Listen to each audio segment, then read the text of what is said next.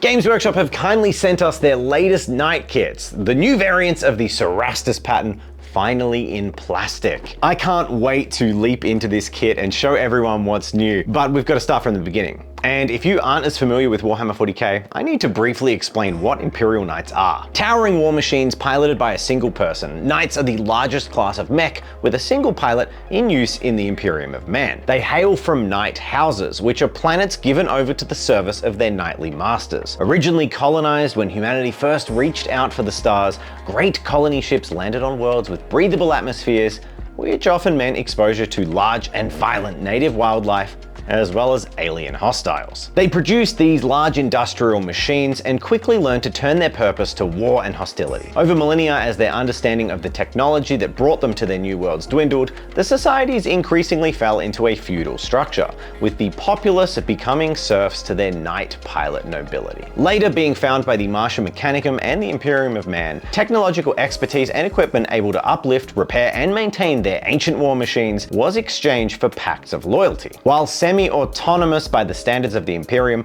Knight Worlds now serve the Imperium, bringing their unique war machines to bear upon the enemies of man. They do this under two broad banners, those who have sworn allegiance directly to the Imperium, and those who fight under the guidance of the Martian Mechanicum. While there are dozens of specific stories, as well as some conflicting and potentially retconned old lore that I could go into here, instead I want to keep this guide focused and clear for newcomers. So with the core fundamentals established, let's talk about the actual different types of giant robot and all the reasons Shinji should get inside. Questorus Knights. Let's start with the first knight produced in plastic at full scale for Warhammer 40k, the Questorus pattern. The Questorus Knight is considered one of the oldest and most numerous knight patterns in existence, which ironically plays out not only in the lore, but also in the miniatures, with the Questorus plastic release design being extremely closely tied to the early designs from Warhammer Epic. This is the most versatile combat frame in the knight arsenal, and comprising of two slightly stumpy legs, a rounded carapace, and two arms, it boasts 4 weapon hardpoints, with its primary weapons being mounted at the end of each of its arms and a secondary mount at the top of its iconic domed carapace. Finally, it does have a tertiary small arms mount under its left shoulder. These knights are often the ones referenced when the old lore of them being construction and colonization machines is brought up, and the models reflect the lore, with various industrial hooks and cable slots allowing them to be hooked up to winches, cables, or lifting devices as needed, which I think is a pretty cool touch. Rather than having a single unit entry with weapon options, Questorus Knights are divided into a shocking 8 different unit entries, with each variant largely distinguished by its specific weapon loadout. For me, this leads to a significant amount of confusion at the table, so let's go through them all. The Knight Paladin. The ideal multi-role walker, the Paladin is identified by its combo of rapid-fire battle cannon and Reaper chainsword, the former being a mid-range high-output gun capable of targeting vehicles and heavy infantry alike, and the latter being a brutal close combat threat. They can also swap the chainsword for a big fist for when big high fives are needed. Paladins can opt to mount a missile pod, rocket pod, or autocannons on top of their carapace and swap their shoulder stubber for a melter gun. In fact, the next 5 variants can all take any of these carapace weapons, so I will only mention that here rather than in every model. The Knight Crusader.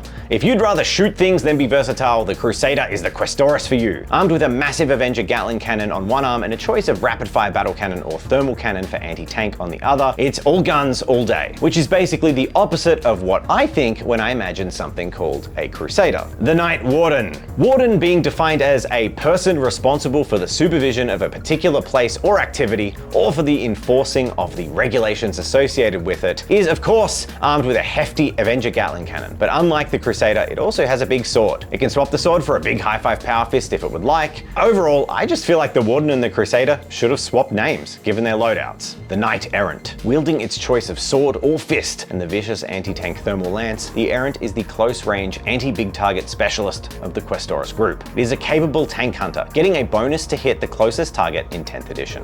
The Knight Gallant. Bravely charging headlong into battle, the Gallant was sick of having to choose between chainsword and high-five hand, so instead it has both. This is the Questorus Close Combat Specialist, making it cheap to field on the table and brutally effective if it makes it to wherever it's pointed. In both the lore and on the table, these things often take a disproportionate chunk of the enemy's attention and firepower. The Knight Preceptor. Released a few years after the initial Questorus kits, the Knight Preceptor introduced a few new weapon options into the mix, while also adding something of note to the lore. Think of these as your teacher fighting next to you, marking your performance. Preceptors are often piloted by the instructors of younger knight aspirants, inspiring them and showing them the code chivalric and upholding the tenets of honorable combat. They do this with a giant laser called the Lass Impulsor. They can also take the same carapace weapon options, but have the additional choice of a multi-laser instead for their shoulder mount. Finally getting spicy, we have some alternate versions of the Questorus pattern. They swap significant design elements in the form of weapons and armor panels with those of a far more Adeptus Mechanicus feel. These model kits were produced by Forge World and remain resin, with the core chassis being plastic and all the add-on components in resin. This makes them very expensive. However, I adore these designs, and I've used the resin components as the basis for a Dark Mechanicum Knight conversion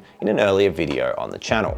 The Knight Megara. One of the rarest variants of Knight, these complex machines housed innumerable Mechanicum upgrades and secrets, including juiced up shields and auto repair functions. These experimental devices were dangerous to the user, however, and stood the risk of flooding the suit with radiation. They have an interesting array of esoteric weapons, including the awesome lightning cannon as a choice of arm weapon, while their other arm can either take a chainsword or, more interestingly, a very cool looking Hecaton siege claw with inbuilt radiation flamethrower. They can also replace that heavy stubber with a plasma fusil on the shoulder. Weirdly, neither this Mechanicus pattern Knight or the next one can put any weapons on their carapace. The Knight Styrax. For those who favor microwaving their enemies at range and watching them pop like corn, the Styrax boasts a nasty Volkite death ray. It can take the same siege claw as the Megara and has a graviton gun for crushing things. Considered malevolent by many knight houses, these rather vicious machines gained a reputation for cruel and wanton destruction. Okay kids, how we doing now? 8 down, still 142 to go. Okay, not quite 142. The next knight off the plastic forges of Games Workshop was the little lad, the Armiger.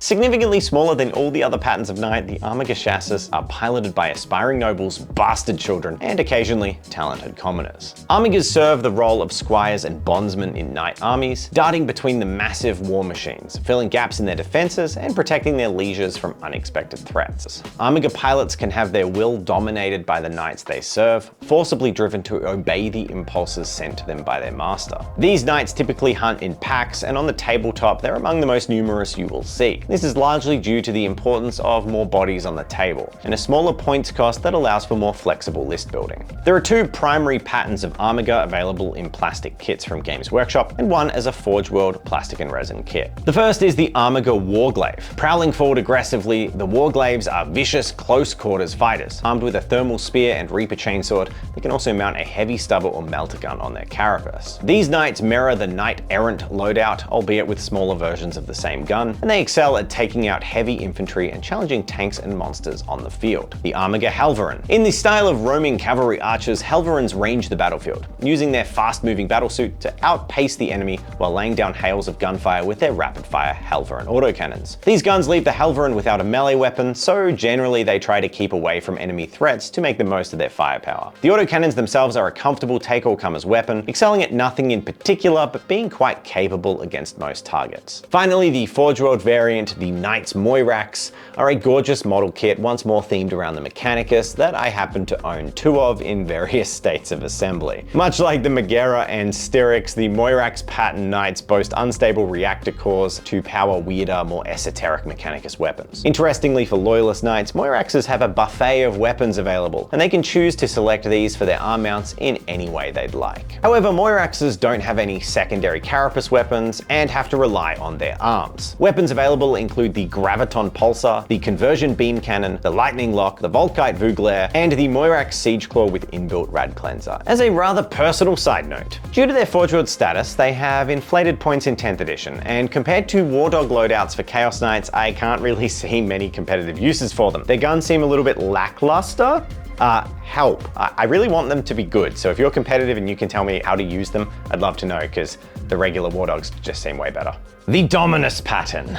Released in the same year as the Knight Armigers, Dominus pattern Knights are marginally taller, but a decent amount bulkier than Questorus pattern Knights. They are, however, packed with guns. The secret to this bristling addition of firepower is double the reactor, with Dominus pattern Knights humming with electricity, provided by their dual plasma cores. These Knights are also slower and better armed than Questorus Knights, manifesting as an improved toughness and armor save save and some additional wounds, and this makes a big difference. These factors combined push the Dominus pattern into a heavy fire support role, which is showcased in two specific variants. The Knight Valiant. The closer ranged option of the two, the Valiant's primary arm weapons consist of a triple-barreled flamethrower called the Conflagration Cannon. It's designed for incinerating anything within its arc, and then the hilarious Thundercoil Harpoon. Well, hilarious in concept. I can't imagine getting speared by a car-sized harpoon would be very fun. The harpoon is actually not designed for reeling in prey, but it is instead a mega taser, and once it pierces its enemy, a massive electrical charge surges down the chain and into the target. Both Dominus pattern Knights share the same options for secondary weapons, with a pair of shoulder-mounted twin melter guns, and then the option to choose from either one double-barreled siege breaker cannon and two shield breaker missile launchers, or the opposite loadout. Two cannons, one launcher. The cannons fire some mid-strength shells at infantry with a good little blast, while the shield breakers excel at taking on enemy knights and heavy vehicles. The Knight Castellan. The back-range fire support master of the plastic model-based knight houses, the Castellan is often piloted by a noble with command over an entire battlefield. They're armed with a massive knight-grade plasma weapon, firing superheated death at impressive ranges. Alongside this, their Volcano Lance is a souped-up las cannon, capable of melting heavy enemy armor from huge distances. The Castellans also boast some protective ability, giving armigers nearby the benefit of cover as they project their shields to protect those beyond themselves. Serastus Knights. So as we arrive at the latest knights to be released in plastic, I'm holding a Knight Serastus Castigator. Taller, more agile, and following a trend rarer than their Questorus cousins, Serastus Knights are notable for a few reasons. Seemingly designed purely for war, not as repurposed industrial machines, they are far more lithe and better suited for combat. They stride the battlefield with a regal gait as they prowl for prey or charge headlong into battle. The Serastus frame was first introduced as a full resin kit by Forge World, starting with the Knight Lancer all the way back in 2015. Originally based on one of the earliest kits, the Lancer from Warhammer Epic, this was the first time we saw it in full 40k scale. 3 more variants followed the Lancer in the years to come, and that was all we saw from the Serastus pattern until the Lancer was made in plastic earlier this year. And now it's time for the Castigator and Acheron to both get some kits. So I've mentioned a few names, how do we tell them apart? The Knight Lancer. A knight with one of the oldest legacies dating all the way back to Warhammer Epic, the Lancer is a highly valued war machine within knightly houses. It was used as a shock assault weapon, taking advantage of its crackling ion gauntlet shield to defend its speedy advance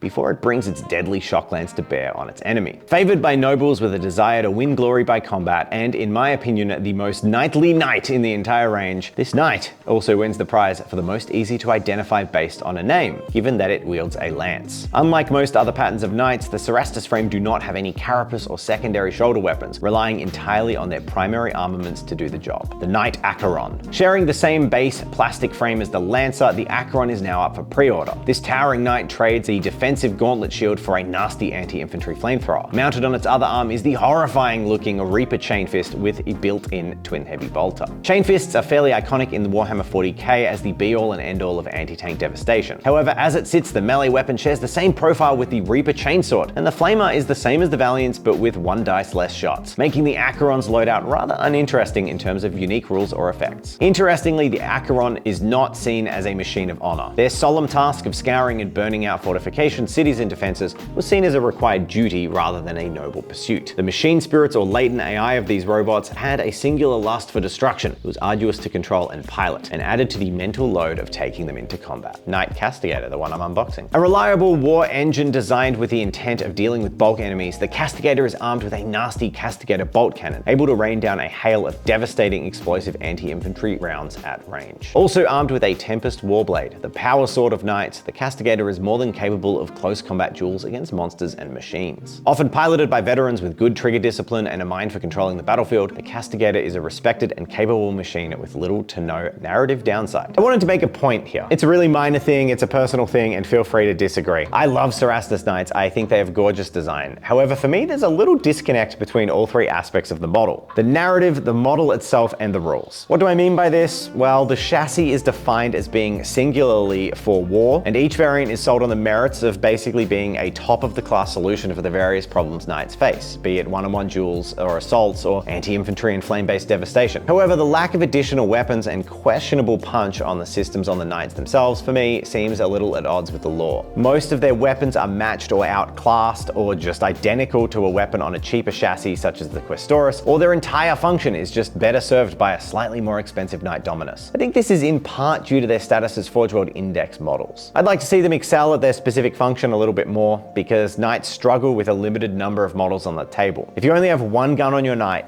it better do its job well. There is one more Knight Serastus, the Atropos. It is unknown if we'll ever see this convert to plastic, as it is another Mechanicus themed Knight. And so far, the Questorus has been in plastic for 11 years, and we do not have a plastic Syrinx or Megara model. How's it been 11 years? 2012, 2013. However, this may well be one of my favorite Knight designs of all. Kindly, the Atropos is the only Mechanicus themed Knight that doesn't flood the pilot with radiation, but instead offers a constant risk of madness. As its pilot struggles against the cold fury and alien desire for destruction its machine spirit radiates. Knight's Atropos are designed for the sole purpose of destroying other big things. Armed with a short-range Atropos Las Cutter, think a giant lightsaber that can shoot lightsabers, this machine has no trouble slicing apart enemies at close range or melee. Not only that, the Atropos has a massive Graviton Singularity Cannon, a weapon that literally tears the fabric of space-time to create a short-lived micro black hole and ruin someone's day. So let's take a look at this kit. So the first thing out of the box, I believe we've seen with the Knight Lancer, which we weren't lucky enough to score, but it's this gorgeous transfer sheet. This is one of the nicest transfer sheets I've ever seen Games Workshop make. I've seen similarly cool stuff from Forge World, but these beautiful multicolored elements, they're just gonna be so good. And they're focused on the Heresy Knight houses, which still exist in 40K, or many of them do, which means when you combine it with the 40K transfers, we really have a huge range available for Knights. I'm only sad that Games Workshop didn't make a transfer for House Atrax, which is the house I paint, as doing tiny little spiders in cogs, it's really hard to freehand. Next time, Games Workshop. Next up, much like most Horus Heresy, we have these black and white little paper instruction booklets, which are just not as clear as the full color 40K ones, but it's fine, it's better than resin. All right, the kit is on a standard size Knight base, but it is packed. There are 4 full-size sprues in here, as well as 2 smaller sprues. This is a fully detailed cockpit interior, which is really exciting. And I can almost see why they don't pack multiple Knights into one sprue. It's an entire full-size sprue just for the unique options for this Knight, and a smaller secondary sprue as well. Now, these are really clever, and I want to show you how these go together. This is really innovative plastic stuff that I've not really seen outside of like Gunpla, and it's the first time I've ever seen Games Workshop do it, so let's check that out. Overall, I do think it's unlikely we will see a Mechanicus Atropos from this, because most of the armor panels are all mixed on all of the 4 sprues that are unique to all of these Knights, and they'd have to change all of that, and I just don't see it happening. If it was a single upgrade sprue, maybe, but I think hopefully we'll be changing to a resin upgrade pack or something. The Forge World don't usually sell them. This is a huge Knight and an incredibly complicated kit, and I'm actually really excited to see it in plastic. I hope to build one of these Knights myself and have it join my army, but I'm even more excited for when we get a Chaos Knights Codex. Much like the Lancer before it, getting these complicated large resin kits in plastic is amazing, because it means we can use all these awesome conversion parts, plastic bits, it's easier to kit bash, and it's really just part of the family of other kits. So having plastic means Chaos Knighting these up is going to be easier, and that's something I'm excited to do. So that is it for the plastic Knights, but there is one more pattern of Knight to cover that is produced at the 40K scale, the massive Acastus Knights. These huge machines are the largest single pilot battlesuit the Imperium can produce. They're so large that they're almost as big as Scout Titans. These massive war engines are impossibly rare, and they represent the finest of Heresy era technology, trading speed and close combat weapons for armor, shields, and ranged combat dominion. Acastus Knights are the undisputed masters of dealing death from afar. However, these impressive features and the rarity of the suits do not make them desirable to pilot, lacking the capacity to earn honors in righteous one-on-one combat and taxing the pilot to the point of burnout. Nobles typically do not see the Acastus as the pinnacle of knightly endeavor. There are 2 variants of Acastus Knights, and both are resin kits from Forge World. The Knight Porphyrion. We've made one of these beasts on the channel, and they are stunning kits. Armed with 2 twin-linked Magna las cannons, these massive lasers put out more anti-tank firepower downrange than any other Knight variant can muster. The machines also boast far more impressive secondary weapons, with 2 shoulder-mounted autocannons that can be swapped for las cannons for more anti-tank punch, and a much more vicious Ironstorm missile pod upon the carapace. The Knight Asterius. Following all our knights in this trend, the Asterius is the Mechanicus themed variant of the Acastus Knight. Most notably, unlike the Porphyrion, which is not seen as a great honor to pilot by Imperial Knight households, the Asterius is quite the opposite to the Mechanicus. Seen as the embodiment of the machine god striding upon the battlefield, they are an icon of divinity and an extreme honor to pilot for any aligned with the Mechanicum. They trade the Magna Las cannons of the Porphyrion with twin conversion beam cannons. These are more reliable death dealers at range and even more devastating against distant targets. Las cannons are replaced with anti-infantry Volkite death rays, and the missile pod is exchanged for a Karachnos mortar, a weapon of extremely poor ethics that saturates its targets with radiation. Naughty Knights. Now this would hardly be a complete guide to knights if I didn't mention the Naughty Knights. Knights that have gone bad, joined chaos, and stomp around the galaxy creating mischief and murder. Chaos Knights have gone from being a single Forge World datasheet to a full-fledged faction of their own, beginning to receive their own unique variants and mashups of existing patterns of knight, so I'll cover them all here. The Knight Despoiler. Now best represented by conversion, spiky bit sprues, or the Forge World resin parts, the Knight Despoiler is basically all the loyal Questorus patterns at a choose-your-own-meal buffet. You have two arms, you pick what weapon combination you want, easy as that. One name, one knight. The Knight Tyrant. Essentially just the loyal Knight Dominus pattern, the Tyrant is the name given to chaos-aligned Dominus Knights. They must choose which weapon options that match either the Valiant or the Castellan, but both are represented by a single name. No unique model exists for this kit, it's just rules and spikes on a regular Dominus. Abhorrent Pattern Knights. Represented by an awesome kit that makes 3 distinct variants, Abhorrent Knights are any Questorus Knights that have been sufficiently modified or warped into forms distinctly different from their original. Most notable is the different leg assembly on this kit, which just looks cooler and a lot more mobile. The Knight Rampager. The evil close combat counterpart to the Knight Gallant, the Rampager is a force of carnage unleashed on the battlefield, more than it is a controlled war machine. These devastating knights are vaguely directed towards a target more than they're ordered, often so dangerous that they're dropped directly from flying transports, then being deployed alongside other Chaos Knight formations. The Knight Desecrator. Driven by an obsessive need to completely slaughter any and all foes and topple every fortress and defense arrayed against them, Desecrators are murderous butchers and cruel despots, viciously ordering lesser Knight War Dogs to do their bidding. They are brutal taskmasters and they lead War Dog packs with tyrannical fervor. Armed with nasty close combat claws and the Laser Destructor, which is an anti-tank potent weapon, these things really rule the battlefield.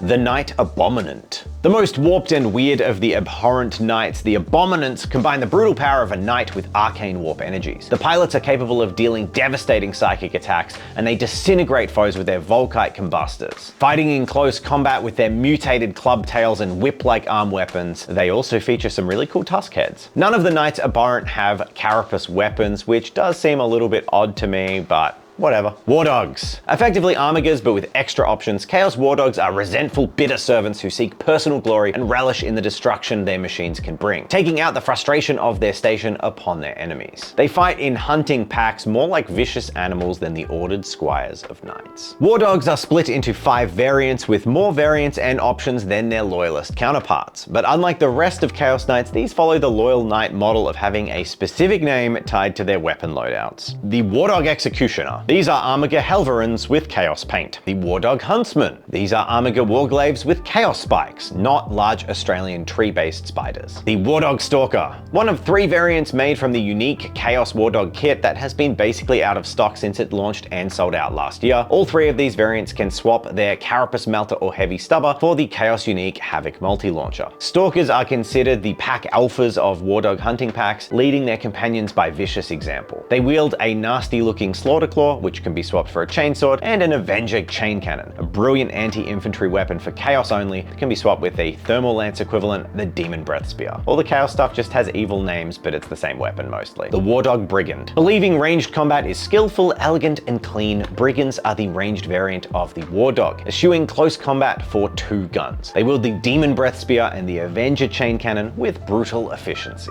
War Dog Carnivore. The close combat specialist, unique to Chaos Knights, these aggressive machines charge headlong into melee, destroying their foes with their Slaughter Claw and Reaper Chain Cannon. This means it is only Chaos that have a melee dedicated Armiger type knight. So that's it! That's your comprehensive guide to knights in 40K. Right now, we don't have time in this video to go into the wild world of Warhammer Epic, the strange Slaneshi knights that have never existed outside of the game, or the potential for Xenos like the Elder to have entire knight ranges based on them. But if you like this video, we could maybe do a deep dive on those ancient kits and their lore in another video. Thank you for watching, everyone. We are building a giant game board right now, so I didn't have time to make up and paint an entire Serastus knight in half a week. So yeah, see you next week.